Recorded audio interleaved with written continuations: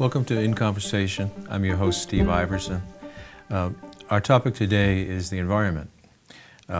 We recently learned of a UN report containing some dire facts and predictions about the world environment. Among other things, it says that up to 1 million species are at threat of extinction. The chair of the group that produced the report, Sir Robert Watson, said, quote, "The health of ecosystems on which we and other species depend is deteriorating more rapidly than ever. We're eroding the very foundations of our economies, livelihoods, food security, health, and quality of life worldwide." In order to talk about this report and some other topics having to do with the environment, we have a guest on, Rick Reibstein, who's been on the show before. He's an environmentalist, a teacher at BU, and has a blog where he writes about his ideas about the environment. And we're happy to have him on again. Thanks for coming on, Rick. Thank you, Steve. You bet. So this was quite a report that just recently came out. What are your thoughts about it?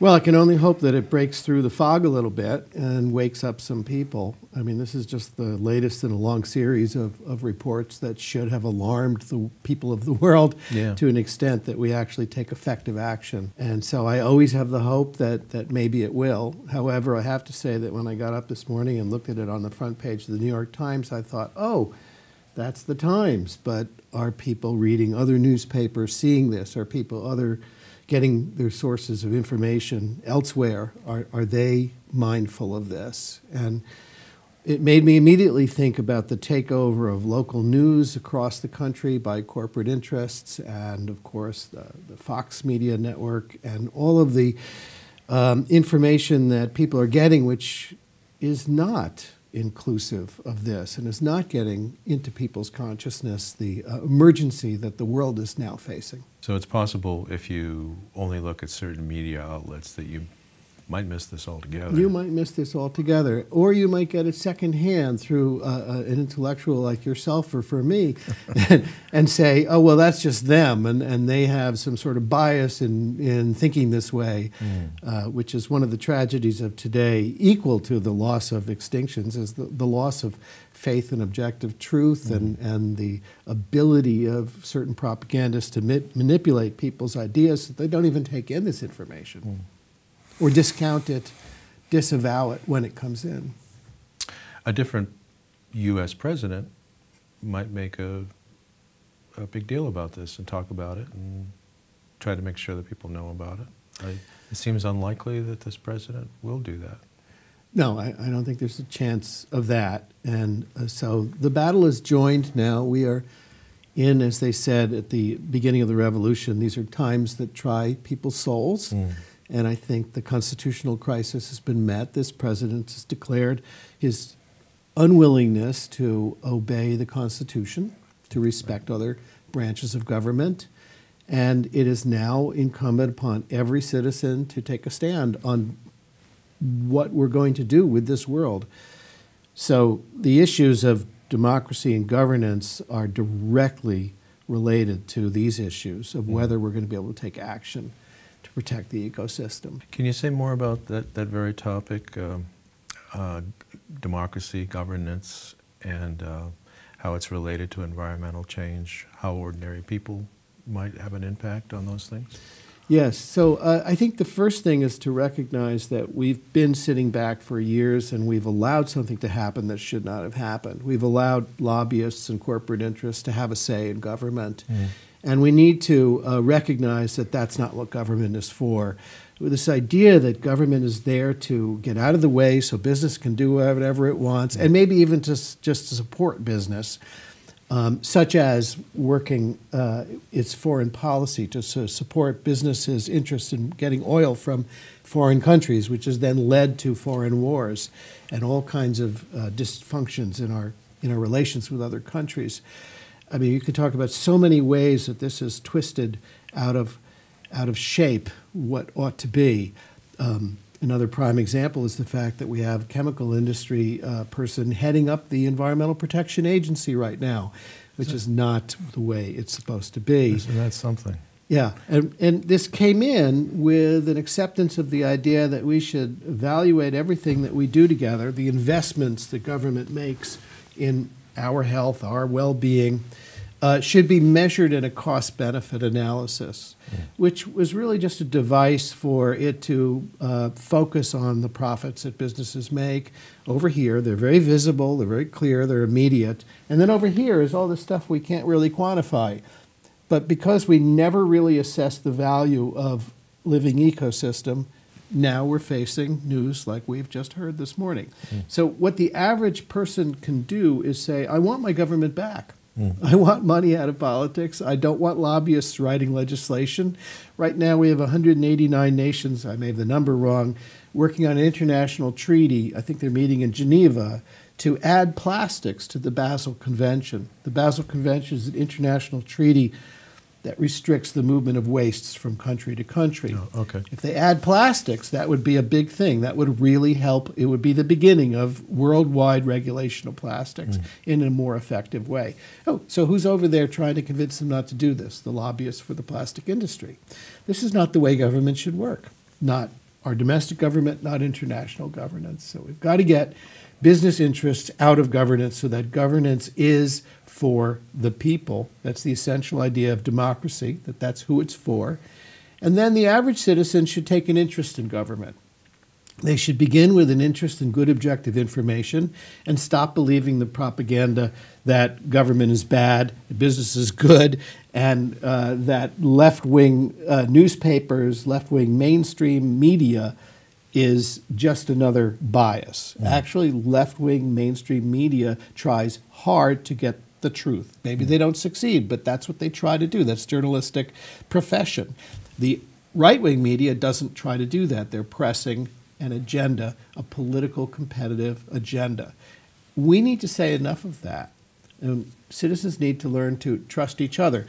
Left-wing citizens need to realize that they should not write off right-wing citizens and say, oh, whatever Trump does, they're going to always support him. There's no reason to believe that. We should have hope that we can change their minds by reaching out to them people to people. And right-wing citizens should stop being fearful and suspicious of left-wing intellectuals.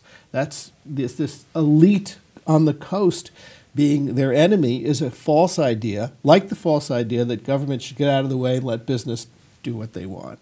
These are false ideas that citizens have an immediate and strong interest in opposing. Every citizen can do that. Then, once they freed themselves of this mental slavery, they should start getting involved in government. They should join committees at the local level. They should follow what agencies do. They should see if they can be on an advisory committee. They should take an interest in a particular issue. It won't take you long to become an expert at it. And engage with other citizens. Don't just send money to the nonprofit organizations. Go down and talk with them. Go to their meetings. Engage with them.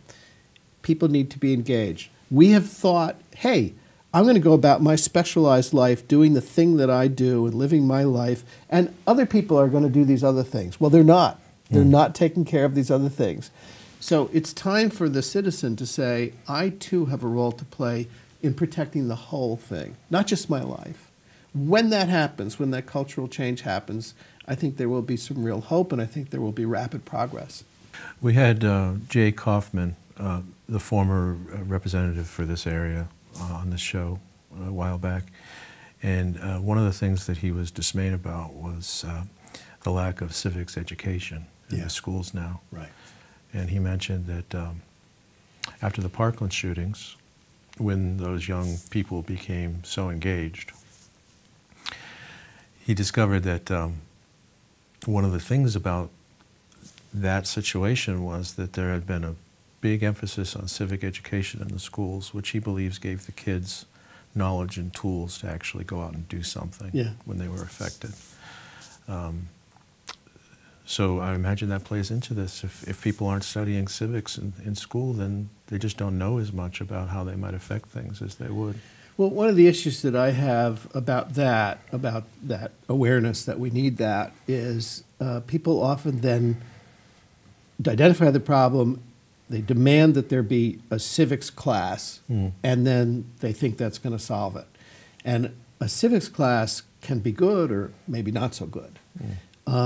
we need to pay attention to this and figure out how to cultivate civics, and not just in classes, but in everything that we do. Sure. So, for example, how do things get built? They get built by going through a process of public notice and committee meetings. Well, why not make sure that the actual residents where something is going to be built are involved in that project, and doing affirmative outreach to get this. It's not just students that need to be involved in civics. We need to involve the entire population in civics. Sure. The other thing is that can be built into all kinds of other classes. So let me describe something that happened in one of the classes that I teach. Please do. I teach at Boston University a class called Research for Environmental Agencies and Organizations, where the students do projects for environmental agencies and organizations. And I wrote a bill, which is in the legislature, to make it easier to sue the companies that put lead into the products where they knew it would have harmed people, and they did nothing to protect people. Paint and gasoline? Paint and gasoline and pipes and toys and other things. So this bill would not threaten any retailer, would not threaten landlords, parents. It would only be the people who put it in the product. Sure. And took no action. And if they put it in the product and had a warning, the bill wouldn't hurt them at all. So it's the irresponsible incorporators of this toxin into our products where the reasonable person would have known it would harm people and took no responsibility. No warning on the label. Nothing.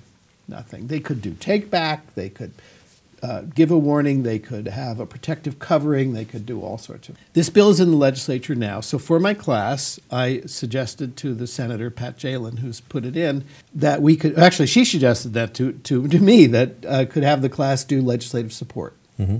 So my students did that. They wrote a bill summary. One of my students did a video explaining the law, which people find very effective. Mm-hmm.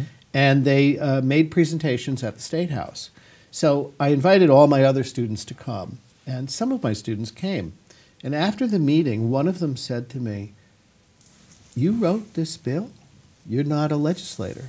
Yeah. And I said, "Yes, a citizen can write a bill, and if they can convince a legislator to put it in, it goes in." He said, "I had no idea that that could happen. I thought legislation was a closed process." Wow. Well, this is the benefit of education. And that's how civics can be brought into a not a civics class, although one could say that my class is applied civics. Your students work on a lot of environmental projects. Yes. So I just want to say one more thing about the lead litigation one, because the day after they did their presentation, which the students were thrilled to be presenting to important people, sure. We went out to the Springfield Fair Housing Conference, which I just want to bring this up because it brings about the idea, it brings to the fore the idea that environmental issues are not peripheral. They're very intimately involved in our everyday lives. Sure. And so the students presented to fair housing advocates. And basically we talked for a good bit of time about the fact that Massachusetts lead law focuses on the effect on children. If you have a kid under 6 and you are renting, the landlord has to make it lead safe. That's the concept of the law. This law is widely not followed, although it is followed someplace. There's a lot of problems with the law. Okay. But one of the big problems is discrimination. So landlords are making it very, very hard in certain parts of the state for families with kids to rent. This is unintended consequences of a well-intentioned program. Right. But what most people might do with this is say, oh my God, we should be careful about legislating to protect children from lead. It's not the answer. So the conference organizer was one Merrill Bergquist, who's head of the Fair Housing Agency organization.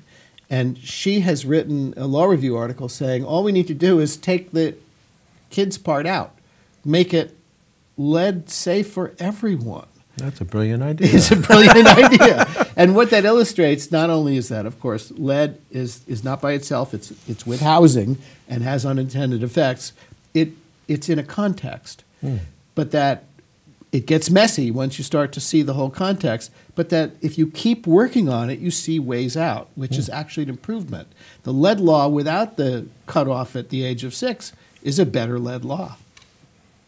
It protects everybody. It protects everybody, and we are all harmed by lead. Recent information is pointing up the impact on our cardiovascular system. So we've long known that lead causes hypertension in older people, but the extent to which it is causing deaths, there's one study out now by Bruce Lanphier, says that it's possibly the second leading cause of cardiovascular death. Well, so this is a bit of an aside, and we're going back in time a bit, but I've always been curious about this.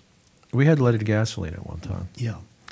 There must have been some awareness of the dangers of lead even then. And how did it come about that the petroleum industry got leaded gasoline onto the market? This is a really good thing to focus on because it really is one of the original stories of how corporate interests learned to manipulate government process. Mm-hmm. So in 1924, I think it was, Alice Hamilton, who was one of the great public health figures, and others, Randall Yardley, were forming this a national conference to deal with lead. Mm-hmm. And they were proposing... Oh, in 1924? Yeah. Okay. They were proposing bans on lead in gasoline at that time. Oh, okay. And the gasoline industry, which was just beginning to really make a lot of money off of their newly patented tetraethyl lead, which was an anti-knock compound, which Sure. made it easier to do a high-power engine. Sure. Really worked hard to kind of get control over the Bureau of Mines, which was doing the study. And they managed within a few years to get the government to agree to submit their scientific studies for approval. So first they got in the process because they had some of the best scientists working on this. The industry. They were captured scientists, the Sure. industry, yeah. Sure. But then they quietly worked until it actually worked that they had to get approval. The government had to get approval. So it's a long story involving propaganda and advertising. You remember the Dutch Boy campaign? Sure. Yes, that was a child playing with white paint, working with white paint. And the leaded white paint was sold as cleaner and as safer. So it's a good example of how industry united. Now, there were industrial sources at that time who wanted to move from lead. So when we talk about industry, and you've heard me already paint corporate interests as a source of great evil in this world, I want to make clear that I believe that there are good, responsible businesses out there, and I believe that they're rising and that they're growing, and that the environmental purchasing programs of this era, which were started mostly in government, helped create that market. So I see government acting to create a different kind of business, and it's working. And it's time for the consumer to really get behind patronizing the responsible companies and making the distinction between those companies who have practiced an unethical participation in democracy, getting their lobbyists in there to write legislation. They should not be doing that. And we should not be patronizing those companies, because there's more than enough responsible companies, good business people out there that we can patronize. So it's not a choice between giving up our lives of convenience and all the nice things that we have. It's just a choice between giving up where we get them from that are not serving our interests and choosing the ones that are willing to be responsible. Well, in fact, it reminds me of a particular example. We were talking earlier about how several months ago a paper was published in Science magazine that said that the meat and dairy industries were a couple of the biggest contributors to global warming, and that if people became vegan or moved in the direction of veganism, that might be one of the most effective ways for people to reduce their carbon footprint. I've noticed that over the last year or so, new companies have sprung up who make vegan products. You see them more in the grocery stores, especially at places like Whole Foods. But there's been a response, and business people have said, there's a market here. We can make some money, we can make a product that people are going to want, potentially. Not everyone, but veganism is slowly growing as a way of eating. And a product called Beyond Burger just had an IPO. and is doing pretty well. Companies can latch on to good trends and produce a good product and do good in the world, I think. And I think that that's a trend that we can all participate, like we can participate in government in fostering. And you mentioned earlier that another personal choice might be flying, that it's a large contributor to global Yeah, I think warming. it's far worse than what you eat. Okay. Yeah. So what can be done about that? I mean, should we travel less? Should we should we drive instead? Should we push the industry to do something different? All three. Okay. Okay. Yeah, and there are some things that can be done with airplane travel, jet travel, but they're going to be, minimal. I think we should try to convince all those billionaires who want to go to space for fun that that's not something that we want. Because we need to, and we also should protest the idea of using space for anything but Earth observation at this point. Earth is in an emergency, and every time you shoot a rocket up to space, it's far worse than the jet.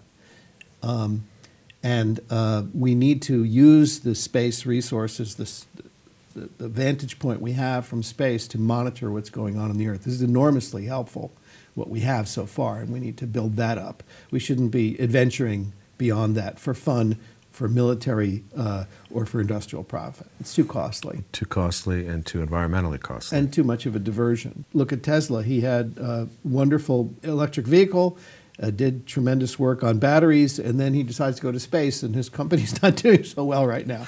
Yeah. I want him to come back to Earth. Speaking of space, I'm always a bit mystified by people's desire to go to Mars and perhaps even have a settlement there. And it seems like there are more pressing problems closer to home. And I sometimes suspect that some forward-thinking people think that, well, that would give us an out if we make the Earth uninhabitable. Oh, I think that's what they're thinking. And all I can think of is Mars is already uninhabitable. Why would you want to go to an uninhabitable place?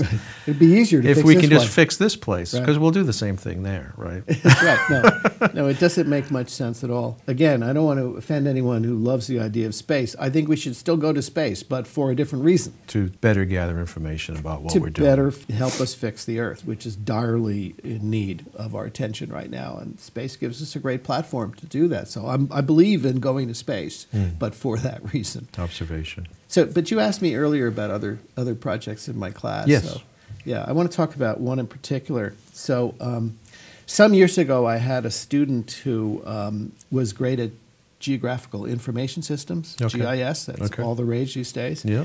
And I was in. Can you just say a word about what that is? Oh, it's GIS? it's mapping. Okay. It's basically, it allows you to make maps really easily. Okay. So it's a great tool for environmental work. And I was in conversation with someone at Mass DEP, Tom Potter, about what we can do with brownfields contaminated sites. And he suggested that... Is that a toxic Yes, area? those are places that have been contaminated. Okay. Yeah, we call them 21E in Massachusetts, or Okay. we call them Superfund nationally. Okay. So the cleanup program. Okay. And brownfields are ones that we are actually doing something about. Sometimes people say brownfields to mean them all, but usually it means we're bringing that one back into some use. And he said we need to look at the sites that are more vulnerable to climate change, more vulnerable to flooding now. And when we first did the risk analysis for this site and cleaned it up, we weren't thinking about those things necessarily. So now we need to look at that. So my student, Caitlin Tarrio, did some work looking at flood maps and contaminated sites and presented at DEP. This is a wonderful thing for a student to do, to present to the advisory committee. And this is the state environmental State organization. Department of Environmental Protection.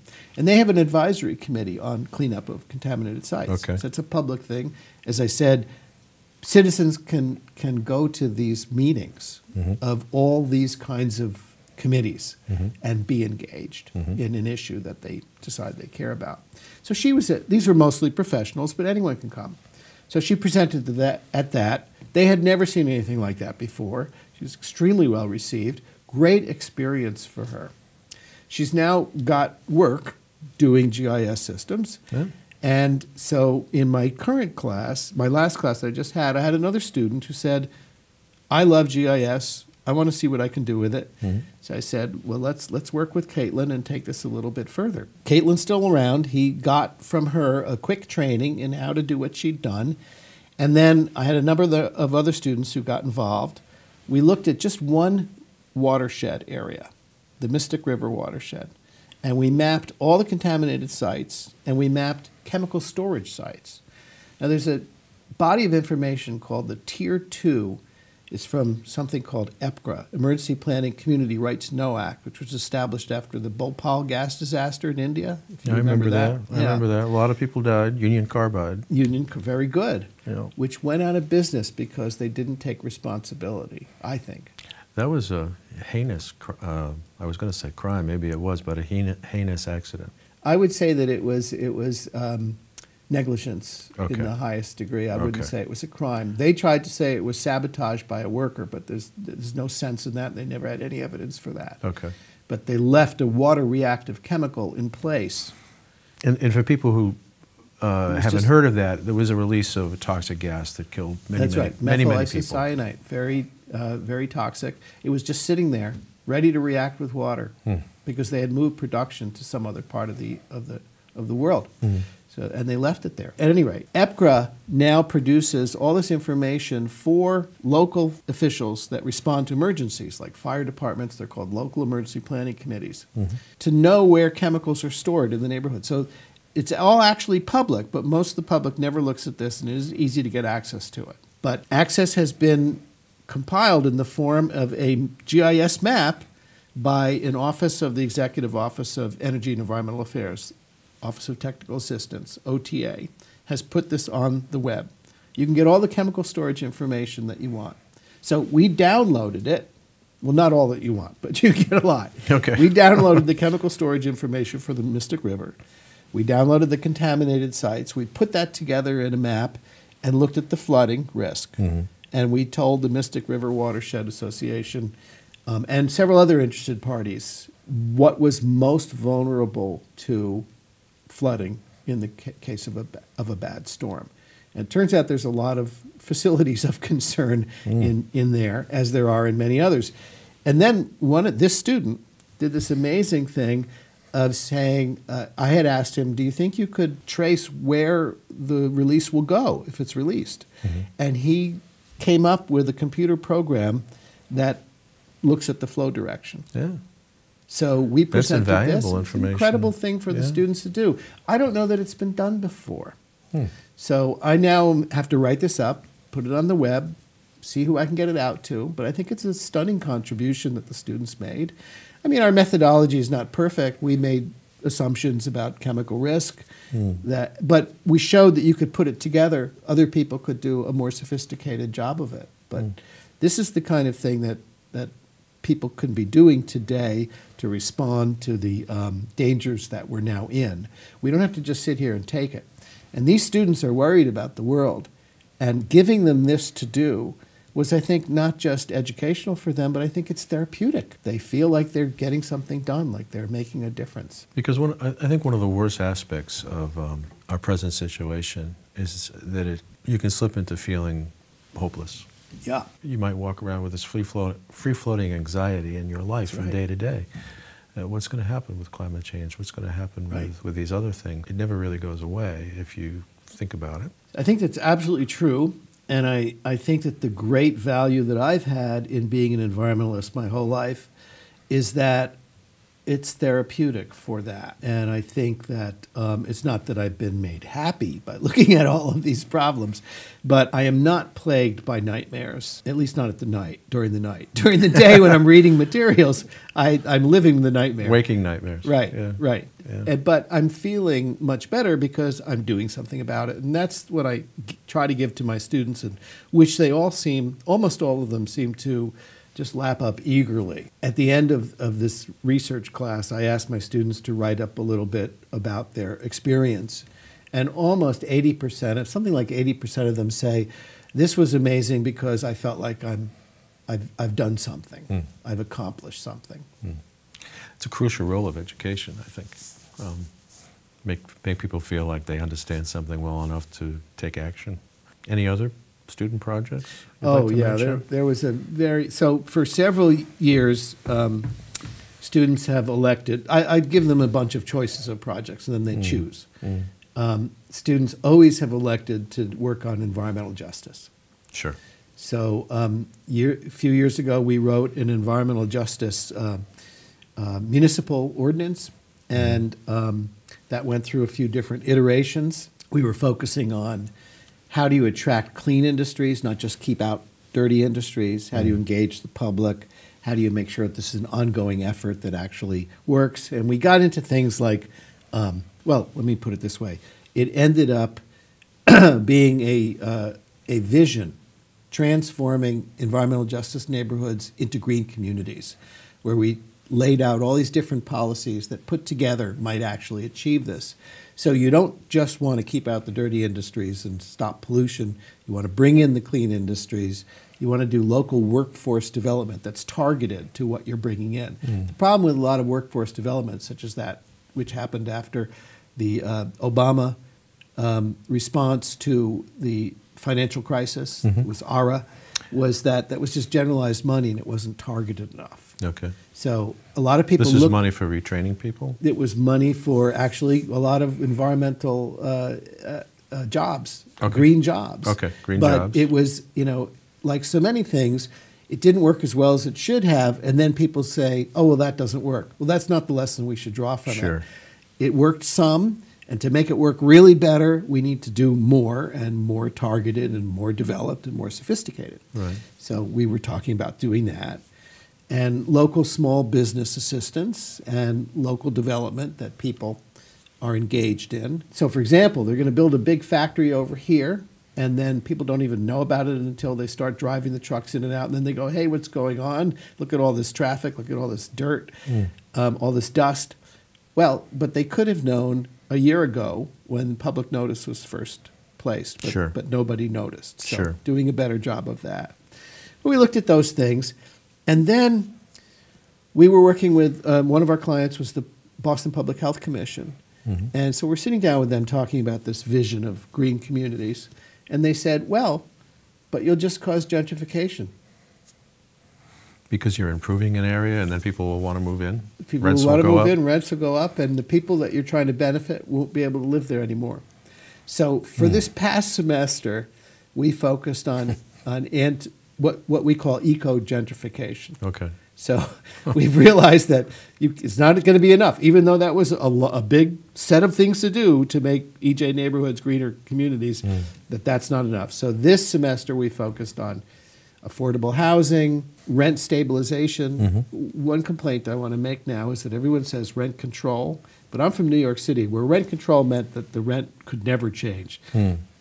Much more common and reasonable was rent stabilization. Rent stabilization meant that it could only go up a certain amount each turnover, which was constantly violated because nobody knew what the amount was and they violated it. But there's some talk about bringing that back in Cambridge. But that's they keep talking about rent control. Oh, do they? Okay. Yeah. Okay. They need to be talking about rent stabilization because that's much more amenable to the economic concerns about housing. And much easier to get the gradation so that it works for everybody. Tenant assistance, cleanup of brownfields, all sorts of things that we need to do to keep people in the neighborhood while we improve their neighborhood. So it's a new focus, and we've been using the term neighborhood-led redevelopment.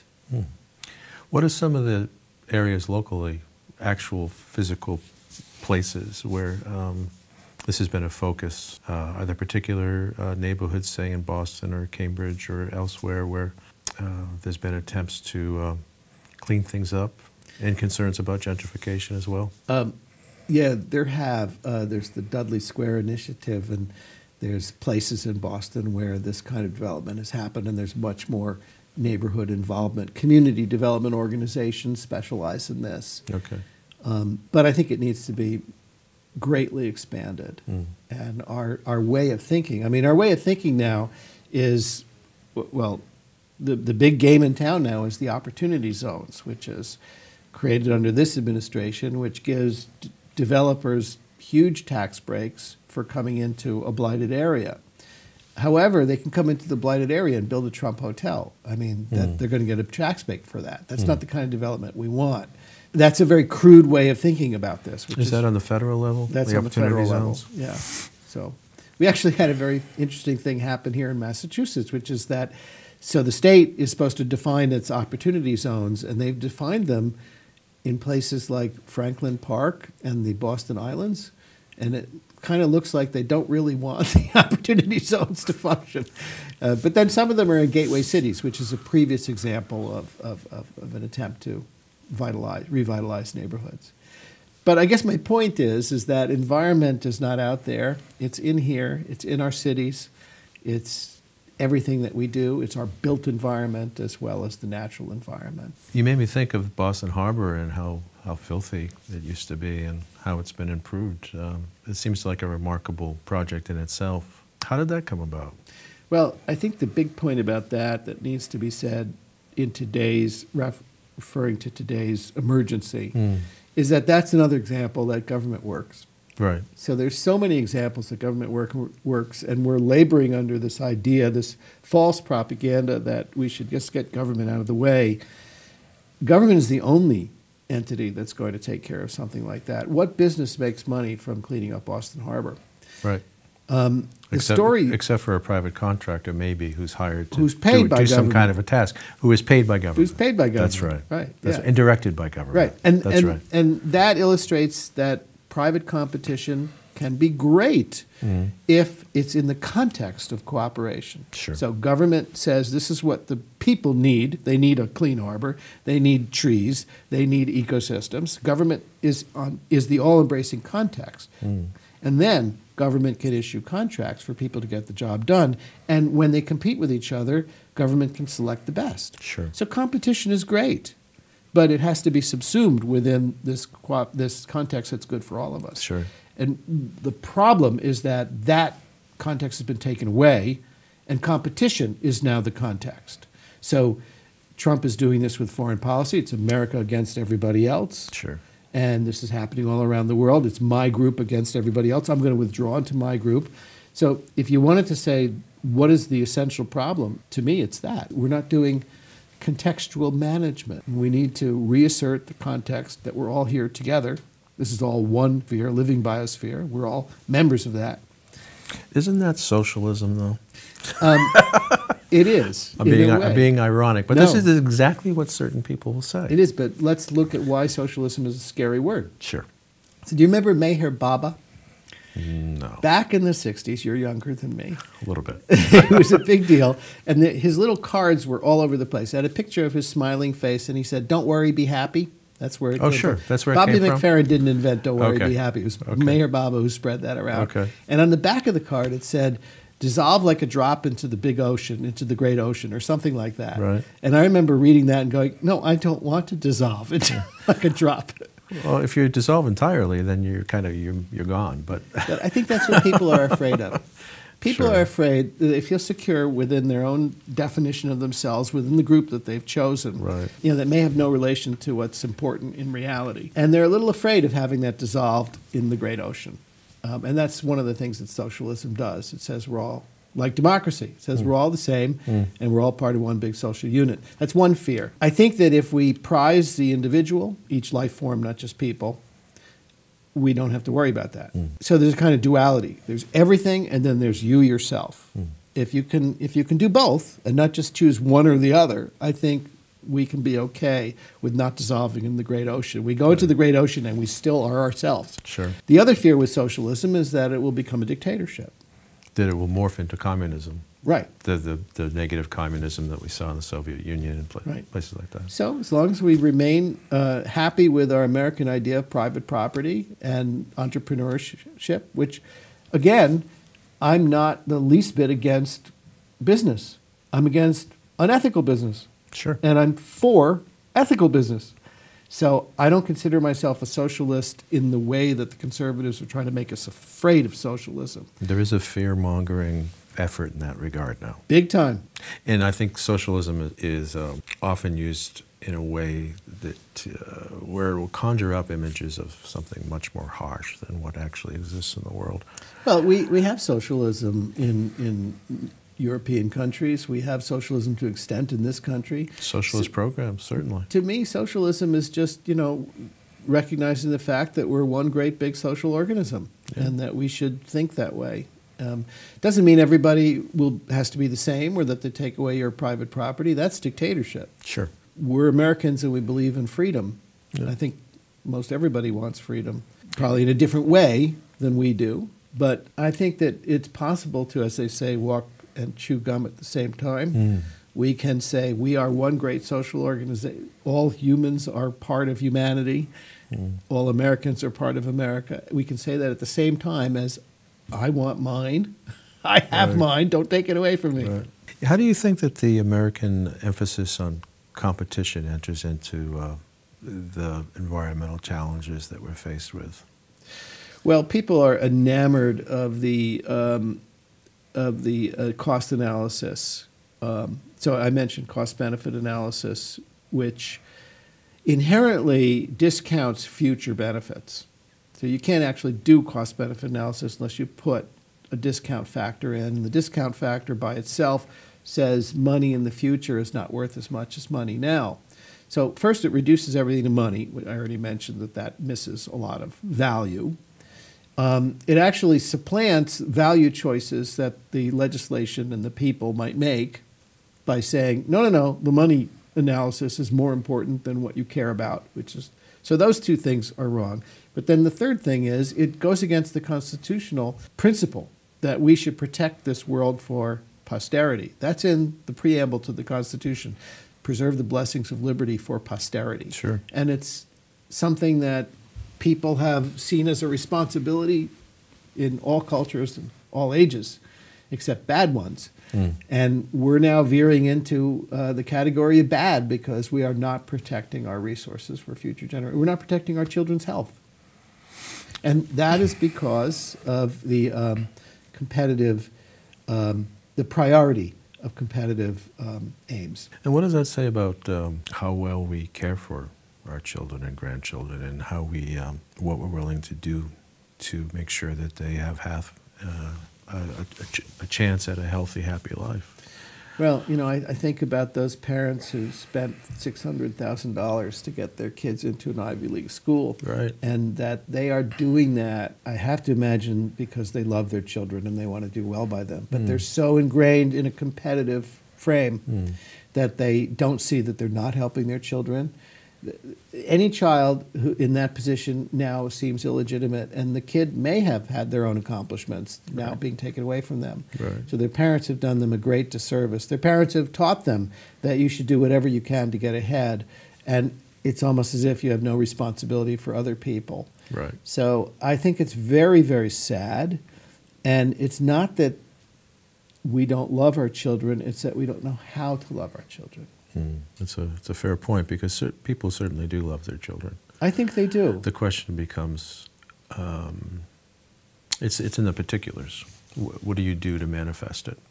And I think that if we could really look intently at the influence that commercialization has had on our lives, and how we have reoriented ourselves to be branding ourselves, to be taking advantage of opportunities, all with the aim of generating revenue rather than real value.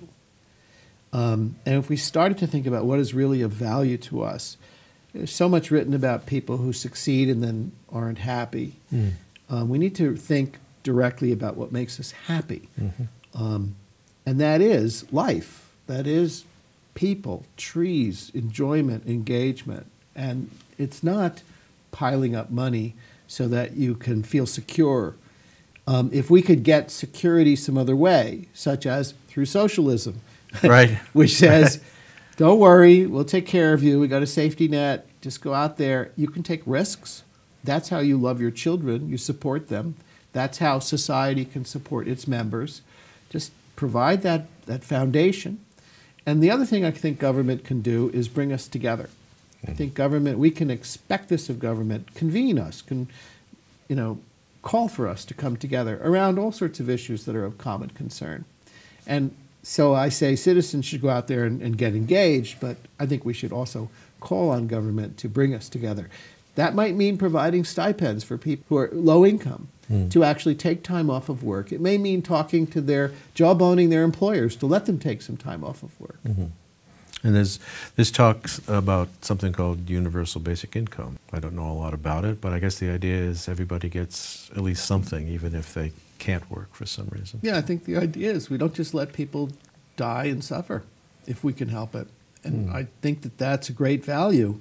So people say, well, we can't afford that. Well, we can't not afford that. And what is it that we think we can afford?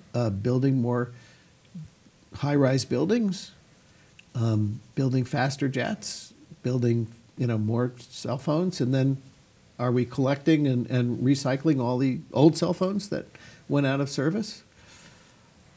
Not all of them by any means. No. You can drop them in a container when you go into Best Buy, but... and I laud Best Buy for what they do. I'm sure that they do the right thing with that stuff, but... I don't know. But how do the rest of us know for sure what happens? Well, there are ways to find out. And so if you decided to follow my advice and become an expert on one of the topics, right. and you did electrical waste, electronics waste, you would find out that there are ways to track what happens. Okay. There's an international standard, I think it's called R2. I haven't studied this for a while. Okay. I used to be very involved in this at the beginning of this movement.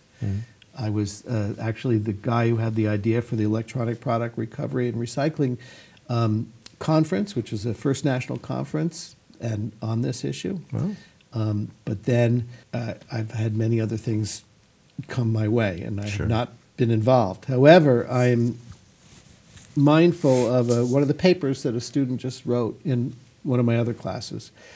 One of my other classes is called Developing Sustainable Environmental Responsibility. And it's a unique class. Like the research class, these are two classes I invented that were not there. And I thank Boston University for letting me run them. In this class, we look at how do you wrap your head around the entire problem. How do you be a generalist and not just a specialist in your particular thing? How do we create the relationships? How do we work as a team? And how do we think about system change? So changing production, water, the natural cycles that we're disrupting, the economic system. How do we work on all of that? And at the end of the class, the students pick a problem, which is one of the things I try to teach them. I say it's all too much, so pick a few things that you can focus on, but don't dissociate yourself from everything else. Try to keep a handle on everything and form a big picture while specializing. And so she looked at batteries and single-use batteries. And I remember when the battery recycling stuff started, it was all around the recyclable batteries. But at the beginning, some places, say household hazardous waste collections, were taking single-use batteries, and now they don't anymore. Well, is it true that at one time they tended to have toxic materials like mercury and cadmium, and those have been removed? Well, they still have materials that are not totally great to put in the waste incinerator. Okay. And which can be recovered for further use. So even if we're just talking about zinc, that's a useful material that we go out there and mine, and would probably be easier to mine from a pile of batteries. But there also are acids in there, and there are other things. Okay. I can't tell you that all mercury has been removed from all the single-use batteries. And I remember when the camera shop was in Lexington, they had a little box for the button batteries, which were definitely lots of mercury. Yep. And I don't see those around anymore. So I really don't know. This is something I need to revisit. But what the student impressed on me was we can recycle single-use batteries. So this says to me, okay, this is just a question of will. Technically, it's feasible. And if it's economically not feasible, then government support can be used to make it economically feasible. This is something we could do. And there must be just tons of single-use batteries thrown away. And all our waste now is going to the incinerators. The landfills are being closed. We're losing that capacity. And the incinerator is not a good place for our waste to go. What we need to do is start pulling out all the different categories of waste and finding reuses for them, creating circular economies. And we're going to be able to find them. So the example of the batteries is an example of how it can be done. And once we do it, we're going to save money. That's if you look at the big picture. Now, the company that's dedicated to mining zinc isn't going to save money. They're going to lose money once we learn how to get it from the waste. That's right.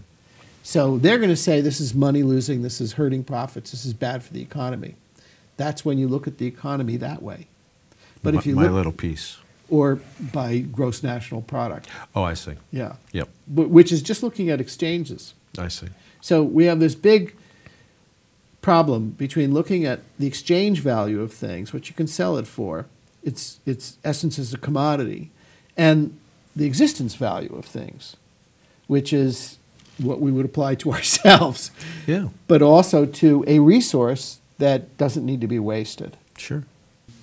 This is where government can invest in creating the incentives for taking things back and reusing them. And what that will do is transform the economy.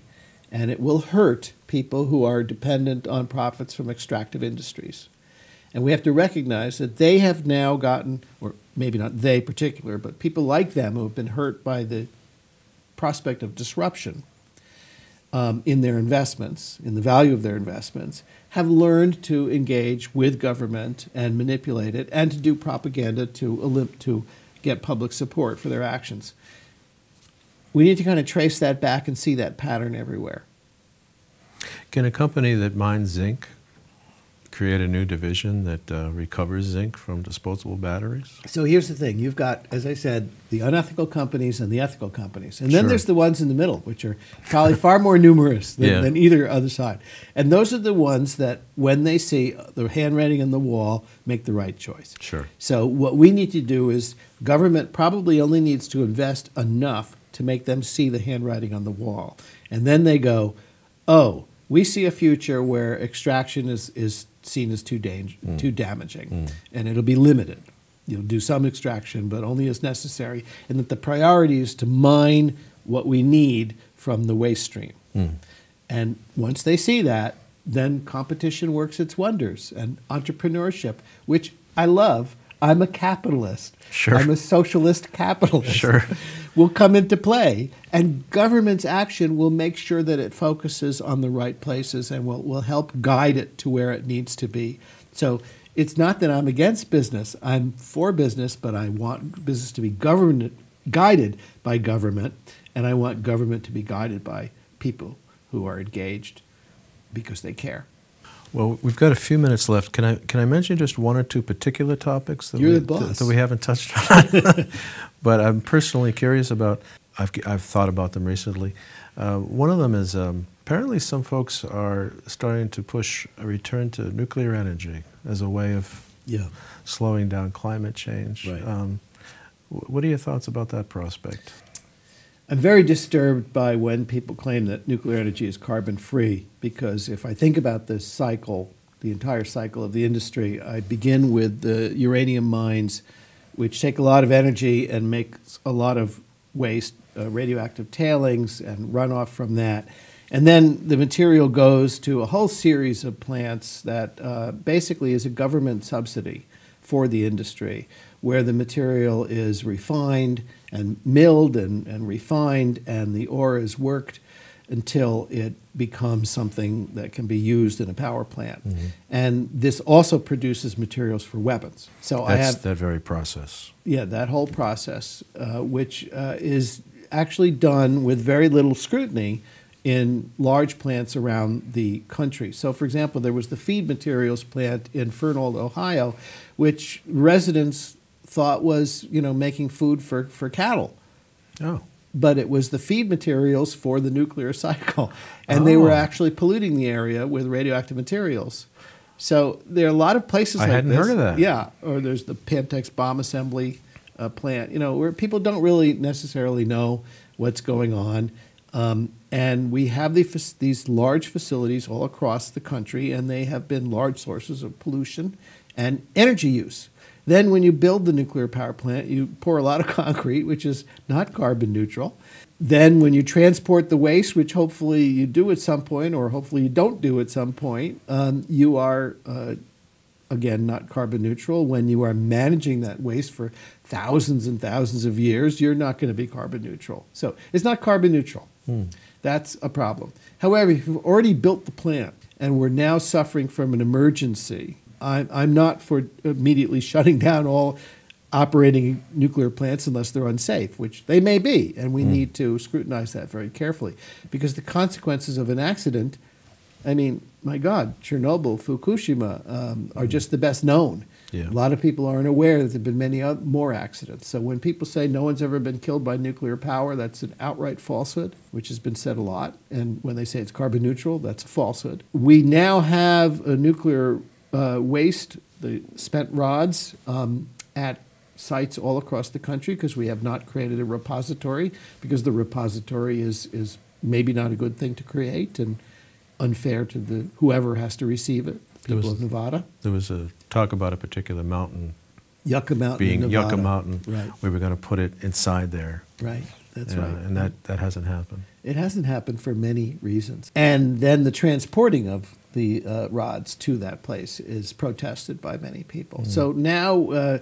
thankfully, we're pulling some of it out of those swimming pools, which are, as we've seen from Fukushima, are just waiting to be released in an accident. And many of these places are low-lying flood, because they were built near rivers or water sources so they could cool. And where heat is discharged into the water, That's which, right. which is not environmentally neutral either. And in fact, a couple of years ago, they had to shut down some nuclear power plants because they were discharging too much hot water into already too hot rivers because of the heat waves that we were having. It's not particularly viable. A history of nuclear plants is economics. They've been vastly supported by government subsidies. They're not encouraging economic story. There are alternatives that are far more attractive and feasible and quickly implementable. So I'm not enamored with nuclear power. And those alternatives, are those things like solar, wind, hydro, or other things altogether? Yes, all those things all together. And what we really need to do is transform the system from a one-way system that's like owned by large investors, and they've got a power plant that sends power out, and we all just sit there and take it, thank you very much, Sure. to one in which it's called distributed generation. We have solar panels all over the place. And yes, there are people who are getting upset about solar panels all over the place. That doesn't mean that we shouldn't continue putting them where they belong. And we should be more mindful of where they don't belong. So there's a movement against wind turbines on beautiful hillsides, and I totally understand that. And there are other places that we can put them. But just because there's a couple of places which offend some people doesn't mean we should turn against the whole idea. People are talking about air source heat pumps being able to replace a good deal of our heating and cooling in our buildings and make our buildings more efficient. And again, we've got problems that we're going to run into.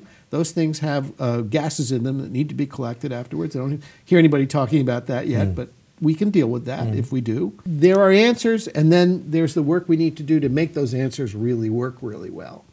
And I think that anyone who looks into that, or looks into how we could have a richer system of generation, how we can have microgrids, so you have greater control over the grid at the local level. You can feed in and feed out local power, and you're not losing huge amounts of your electricity by transmitting it long distances. The old model where we thought, oh, just put out the bid and the investors will build it for us, has produced a certain kind of electrical system. We need a new system where we're all engaged that will open up jobs for many small businesses, opening up the prospect of a cleaner system overall. Distributed energy. Distributed energy, microgrids. Microgrids. It'll be more resilient. Okay. When there's a blackout, you won't go out. Everybody used to say, wind and sun, they're no good, they're intermittent. Sure. Well, with good batteries, that's not a problem. Yeah, we do have these things called batteries. Yeah. And they're getting better. They're getting better. And we need to recycle them all. Right. We need to make sure they're all, we need that recycling infrastructure. Now, one of the great things that I learned recently was that those batteries for solar systems can be reconditioned.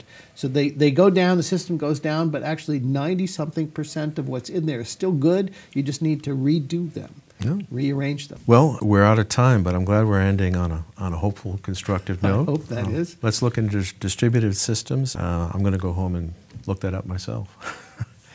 But thank you for coming on. This has been fascinating. Thank you for having me. We've covered a lot of area here, and I've learned a lot. So thanks very much. Thank you, Steve. You bet. You've been watching In Conversation. Thanks for watching, and we'll see you next time.